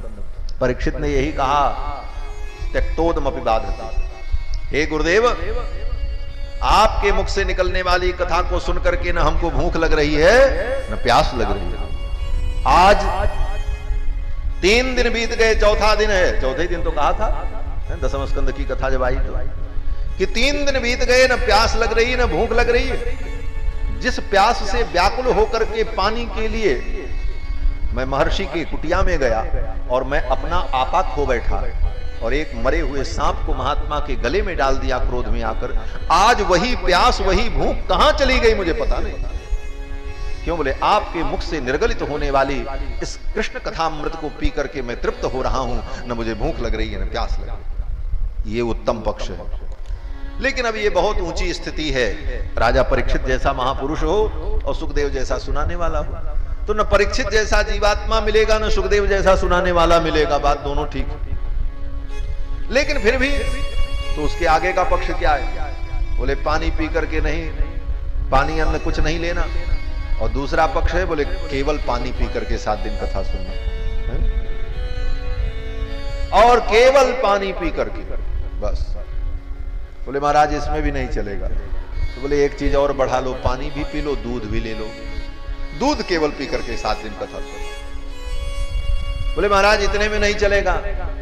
बोले तो इतने में नहीं चलेगा तो थोड़ा फल भी ले लो, फल और दूध और पानी लेकर के 7 दिन कथा सुनो। ऐसे भी हमारे एक श्रोता यहाँ पे हैं, वो जहां जाते हैं हमारी कथा सुनने के लिए, वो 7 दिन ऐसे ही रहते हैं, दूध ही फल लेकर। नाम नहीं बताएंगे। नाम इसलिए नहीं बताएंगे कि उनको कष्ट हो जाएगा कि स्वामी जी हमारा प्रचार कर रहे हैं। तो ऐसे भी श्रोता होता, दूध और फल लेकर, पानी लेकर के 7 दिन कथा सुनना। बोले महाराज इतने में हमारा काम नहीं चलेगा। बोले तो ठीक है, थोड़ा और भी बना लो, दूसरे प्रकार से फलाहार कर लो, आलू को फ्राई कर लो, पकौड़ी बना लो, कूटू के आटा की पकौड़ी बनाओ, फलाहार करो दोनों टाइम। बोले महाराज 4 बार खाना पड़ेगा। बोले कोई बात नहीं, 8 बार नाश्ता करो, किसकी भी छूट है। बोले महाराज हम बिना अन्न के नहीं रह सकते। बोले तो ठीक है, एक टाइम अन्न खाओ, एक टाइम फलाहार कर लो, कथा सुनो। आदमी ने कहा नहीं महाराज, हम दोनों टाइम खाएंगे, एक टाइम से हमारा काम नहीं चलेगा। तो अंत में सूत जी महाराज ने कहा कि तुम दोनों टाइम खाओ, डट करके खाओ, कोई बात नहीं, लेकिन कथा सुनो। कथा सुनना जरूरी है, भोजनम तो बरम मन्ने, भोजनम तो बरम मन्ने। अगर दोनों टाइम भोजन करते हो तो कोई आपत्ति नहीं है, अच्छी बात है। कथा श्रवण कारकम, अगर कथा सुनने में मन लग रहा है और 2 टाइम खाने में तुम्हारी रुचि है, खाने के बाद ही कथा सुन सकते हो, तो कोई बात नहीं, खाओ और कथा सुनो, क्योंकि उद्देश्य कथा सुनना। ये सारे नियम बताए और यहां तक बताया कि विष्णु दीक्षा विहीना नाम नाधिकार कथा श्रवे। इस पंक्ति पर भी कभी विचार करना चाहिए, श्रोता वक्ता दोनों को विचार करना चाहिए। विष्णु दीक्षा विहीना नाम, ये बात अलग है कि अपने अपने मत की पुष्टि के लिए लोग इस पंक्ति का तोड़ मरोड़ करके अर्थ निकाल सकते हैं और अनेक प्रकार का अर्थ निकल भी सकता है, लेकिन जो सहज अर्थ हो और जो संभाव्य हो वही अर्थ ग्रहण करना चाहिए। खींच खांच मीज माज शास्त्र को न गीजिए। हमारे संतों ने कहा कि शास्त्र में खींचातानी नहीं करनी चाहिए, मनमाना अर्थ अपने मन के अनुकूल करने का प्रयास नहीं करना चाहिए। बहुत से लोग अपनी बात को, अपनी बात को सिद्ध करने के लिए शास्त्र की पंक्तियों का मनमाना अर्थ कर देते, कहते नहीं ऐसा है, तो वो खींचाताना वाला अर्थ है हमारा। खींच खांच मीज माज शास्त्र को न गीजिए, जामे रस बनो रहे सोई अर्थ कीजिए। जिसमें रस बना रहे वो अर्थ करना चाहिए, मनमाना नहीं करना चाहिए। और इस पंक्ति का सीधा सीधा अर्थ क्या है? बोले विष्णु दीक्षा विहीना नाम नाधिकार कथा श्रवे। जिसने वैष्णव दीक्षा नहीं ली, विष्णु दीक्षा विहीना नाम, इसमें व्याकरण काव्य कोश लगाने की जरूरत नहीं, सीधा अर्थ है विष्णु दीक्षा विहीना नाम। जिसने विष्णु दीक्षा नहीं ली, जो वैष्णव नहीं हुआ, वैष्णव संप्रदाय से संबद्ध होकर के, दीक्षित होकर के भगवत भक्ति में नहीं लगा, नाधिकार कथा श्रवे, नाधिकार कथा श्रवे, उसको भगवान की कथा सुनने का भी अधिकार नहीं। भगवान की कथा सुनने का अधिकार उसी को है जो वैष्णव दीक्षा संपन्न हो। अब यहीं से दूसरी बात समुद्भूत होती है कि भगवान की कथा सुनाने का किसको अधिकार है? बोले जब सुनने वाले के लिए इतना कठिन नियम है कि विष्णु दीक्षा विहीना नाम नाधिकार कथा श्रवे, उसे कथा सुनने का अधिकार नहीं है, तो सुनाने वाले के लिए तो और अनिवार्य है। अर्थात कथा सुनाने वाले को तो वैष्णव होना ही चाहिए। वैष्णव को ही भागवत की कथा सुनाने का अधिकार है। वैष्णव क्यों? बोले वैष्णवों का धन है। श्रीमद्भागवतम पुराण तिलकम यद वैष्णवानाम धनम, ये वैष्णव का धन है, ये ऐरे गैरे नथु खैरे का धन नहीं है, ये वैष्णवों का परम धन है। श्रीमद्भागवतम पुराण तिलकम यद वैष्णवानाम धनम यत्त ज्ञान विराग भक्ति सहितम पारम परम गीयते। परम तत्व का इस पुराण में गान किया गया, इसलिए वैष्णव ही इस कथा के वक्ता और श्रोता है। वैष्णव का मतलब जो भगवान विष्णु को, भगवान श्री राम को, भगवान कृष्ण को परम तत्व के रूप में मानता हो और उन्हें सगुण साकार रूप में अनुभव करते हुए परम तत्व के रूप में परमात्मा विष्णु को नियामक मानकर उनके प्रति श्रद्धावनत होकर उनके चरणों में आत्मसमर्पण कर चुका हो, ऐसे जीवात्मा ही वैष्णव है। वैष्णव का मतलब जो भगवान विष्णु के परत्व को स्वीकार करता है। परत्व का मतलब परम तत्व, सुप्रीम पावर, सुपर सोल, परमात्मा कौन है? बोले इस संदर्भ में उसके मन में कोई भ्रांति न हो, वो ये मानता हो कि भगवान विष्णु ही परम तत्व है। परम तत्व के रूप में जिसने विष्णु भगवान को स्वीकार कर लिया वही वैष्णव है। और जिसको परम तत्व में संदेह है, ये भी परब्रह्म वो भी परब्रह्म, सब धान 22 पसेरी, बोले वो वैष्णव। सब धान 22 पसेरी वाले नहीं महाराज, भगवान नारायण ही परब्रह्म है और वही नारायण राम है, वही कृष्ण है। राम कृष्ण नारायण में कोई अंतर नहीं, क्योंकि वेदों ने कहा नारायणात् ब्रह्मा जायते, नारायणात् रुद्रो जायते, नारायणात् प्रजापति प्रजायते, नारायणात् द्वादशादित्या रुद्रा वसवः सर्वाणि छन्दांसि नारायणादेव समुत्पद्यन्ते, नारायणात् प्रवर्तन्ते, नारायणे प्रलीयन्ते एतद् ऋग्वेद शिरोधीते। वेद ने कहा तो भगवान ही मूल कारण तत्व हैं, उन्हीं से सब उत्पन्न हुआ। तो परम तत्व के रूप में जो भगवान विष्णु को, नारायण को, रामकृष्ण को अनुभव करता है, मानता है, वही वैष्णव है। ऐसे वैष्णव ही कथा सुनने और सुनाने के अधिकारी हैं। एक अध्याय में इन सब विषयों का वर्णन किया। कथा 7वें दिन जब समाप्त हो तो विधि पूर्वक भंडारा करना चाहिए, वैष्णवों को भोजन कराना चाहिए और भागवत के अनुष्ठान में कम से कम 5 ब्राह्मण के द्वारा पाठ पारायण होना चाहिए। वर्णम पंच विप्राणाम कथा भंग निवृत्तये, कथा में भंग न हो, कथा में बाधा न हो, इसलिए 5 ब्राह्मण के द्वारा अनुष्ठान होना चाहिए और 7 दिन विधि पूर्वक अनुष्ठान हो। यहां तो इतने ब्राह्मण अनुष्ठान कर रहे हैं, जितने जजमान नहीं उससे ज्यादा ही ब्राह्मण।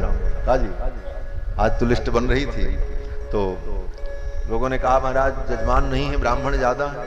हमने कहा जितने ज्यादा हैं उन सब के जजमान हम हैं, हम ही को जजमान मान लेना, हमारे नाम का संकल्प कर देना, सब ठाकुर जी को कथा सुनानी। जजमान करता धरता तो सब भगवान ही है, कारणम कारणम करता विकर्ता गहनो गुहा, सब तो भगवान है, सबके मूल में ठाकुर निहित हैं। तो इस प्रकार 7 दिन तक कथा का अनुष्ठान करना चाहिए और फिर 7वें दिन वैष्णवों को भोजन कराना चाहिए। श्रीमद् भागवत महापुराण की पुस्तक को स्वर्ण के सिंह के ऊपर रखकर और अथवा स्वर्ण खंड के ऊपर भागवत की पुस्तक को रखकर संकल्प पूर्वक विप्र को, आचार्य को दान करना चाहिए। ये सब अनुष्ठान की विधि का वर्णन किया और फिर इस प्रकार 6 अध्याय में श्रीमद् भागवत महापुराण के महात्म का वर्णन श्री वेदव्यास जी ने लिखा है, सूत जी ने सुनाया। ये महात्म पद्म पुराण के उत्तरखंड में है। इसके बाद श्रीमद् भागवत की जो मूल कथा है, प्रथम स्कंद में जन्माद्यस्य यतः इस श्लोक के द्वारा परम सत्य स्वरूप परमात्मा को प्रणाम किया। सत्यम परम धीमहि। भागवत परम धर्म का निरूपण करने वाला ग्रंथ है। यह उद्देश्य है वेदव्यास जी का, ये वेदव्यास जी ने स्पष्ट किया। धर्म प्रोज्झित कैतवोत्र परमो निर्मत्सराणाम सताम। इस पुराण में मैं परम धर्म का वर्णन करूंगा जो निर्मत्सर पुरुषों के द्वारा अनुष्ठीयमान धर्म है, उस परम धर्म का मैं वर्णन करूंगा। और फिर सूत और शौनकादि मुनियों के संवाद से कथा प्रारंभ होती है। कथा के प्रारंभ में 6 प्रश्न होते हैं। शौनकादिकों ने 6 प्रश्न किया सूत जी से, उन्हीं प्रश्नों के उत्तर में सूत जी ने कथा सुनानी प्रारंभ की। वो 6 प्रश्न क्या हैं? बोले सबसे पहला प्रश्न यही है, किम श्रेय। अभी श्रेय और प्रेय के विषय में मैंने बताया, श्रेय क्या है, प्रेय क्या है। पहला प्रश्न सनकादिकों ने यही किया, किम श्रेय, श्रेय क्या है। हम श्रेय जानना चाहते हैं, जब हम जान जाएंगे श्रेय क्या है तो हम उसका वर्णन करेंगे। और दूसरा प्रश्न, शास्त्र सारह कह, समस्त शास्त्रों का सार क्या है। वेद पुराण में जो सब बातें कही गई, अनेक कथा कहानी उदाहरण विधान पूजन व्रत नियम, उन सब का सार क्या है, ये दूसरा प्रश्न।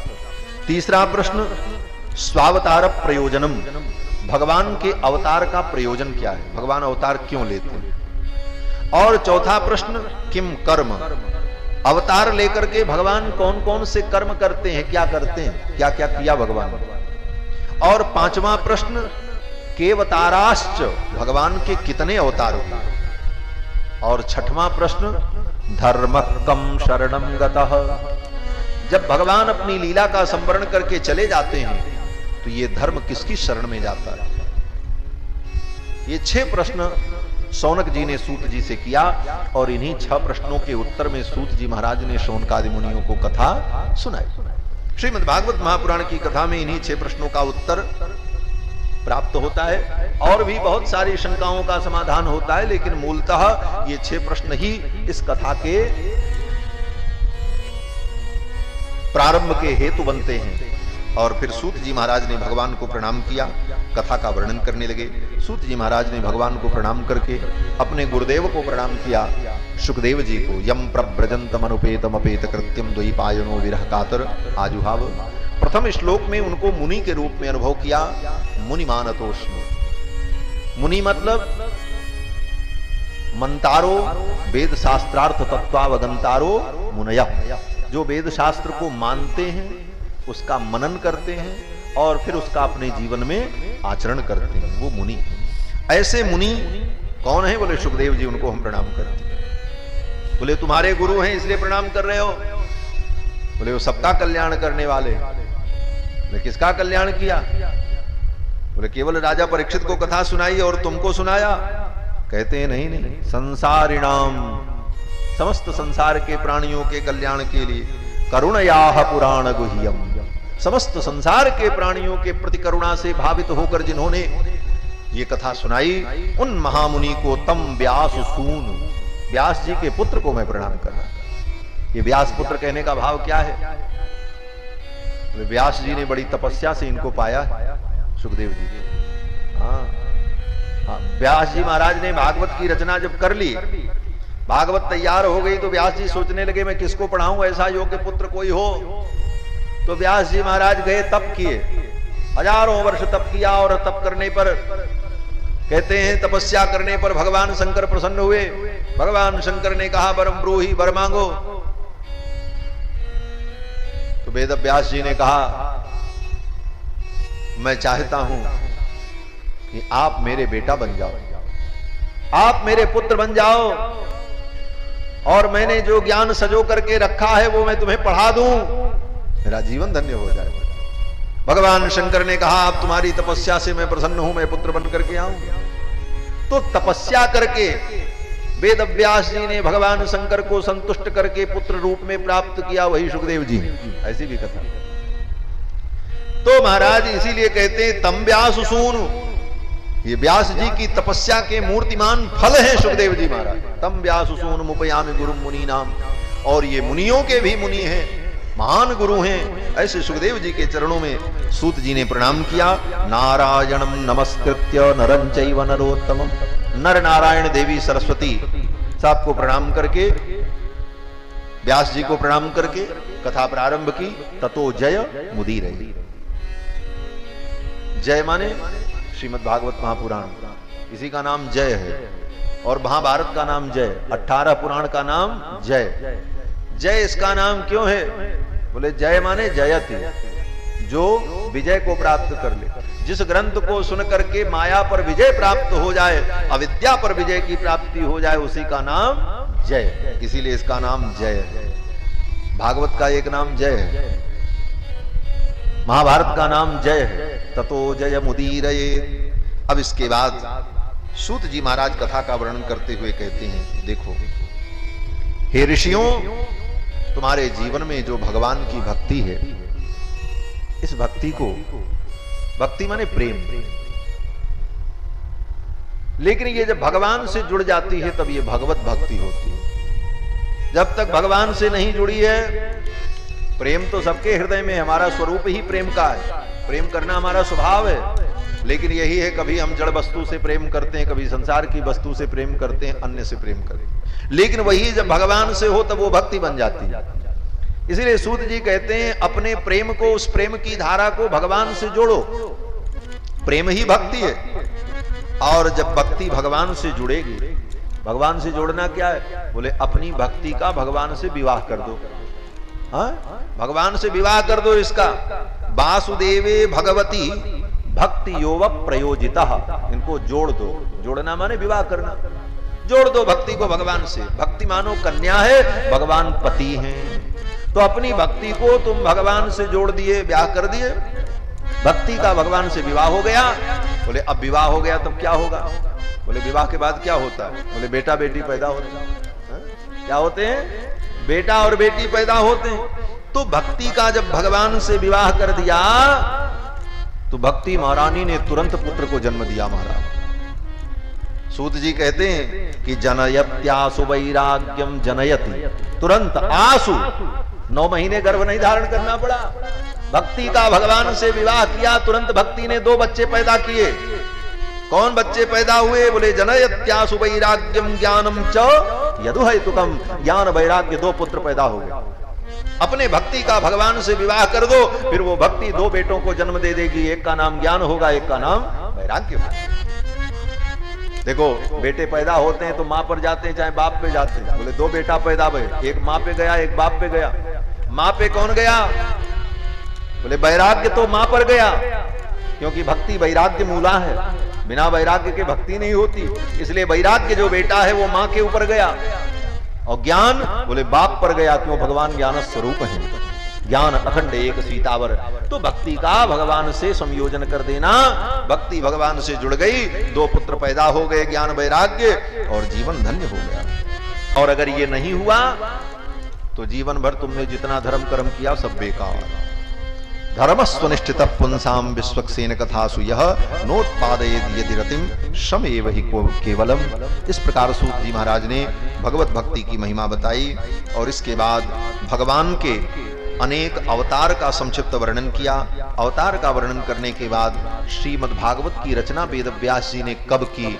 द्वापर के अंत में नारद जी की प्रेरणा से वेद व्यास जी ने भागवत की रचना की। संक्षेप में नारद जी ने तत्व ज्ञान दिया। उस ज्ञान को सुनकर के वेद व्यास जी ने 18,000 श्लोकों में भागवत की रचना की, अपने पुत्र सुखदेव को पढ़ाया। फिर सुखदेव जी ने समय आने पर यह कथा राजा परीक्षित को सुनाई। बोलो श्री सीता रामचंद्र भगवान की, श्रीमद् भागवत ज्ञान यज्ञ की, श्री सुखदेव भगवान की, श्री राधा कृष्ण भगवान की, श्री सूत जी महाराज की, गोमती गंगा की, चक्र तीर्थ की, श्री नैमिषारण्य तीर्थ की, सब संतन की, सब भक्तन की, अनंत कोटि वैष्णव की जय जय श्री राधे श्याम। राधे राधे गोविंद गोविंद राधे राधे राधे गोविंद गोविंद राधे राधे राधे गोविंद गोविंद राधे राधे राधे गोविंद गोविंद राधे गोविंद राधे गोपाल राधे गोविंद राधे गोपाल राधे राधे राधे गोविंद गोविंद राधे राधे राधे गोविंद